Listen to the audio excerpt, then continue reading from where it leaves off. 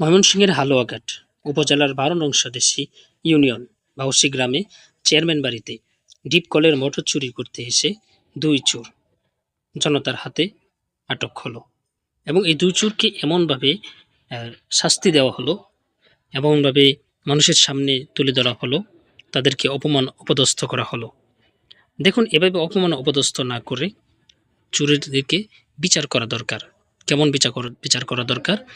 একদিন এক পিতা তার সন্তানকে জিজ্ঞাসা করা হয়েছে যে, আমি যদি বাবা চুরি করি তাহলে তোমরা কি করবে? বলে, হাত কেটে দিতাম। হ্যাঁ, বিচার এমনই হওয়া জরুরি যেন আর অন্য কোনো চোর চুরি করতে না পারে এবং সাধারণ মানুষগুলো দেখে যেন বুঝতে পারে যে জীবনে চুরি করা মহাপাপ। চুরি করলে এমন শাস্তি দেওয়া উচিত, এমনভাবে বিচার করা উচিত যেন সারা বিশ্বের মানুষ যেন হেদায়েতের রাস্তা খুঁজে পায়, যেন আর কোনোদিন অন্যের মালে হাত না দিতে সাহস পায়। ভালো থাকবেন, সুস্থ থাকবেন।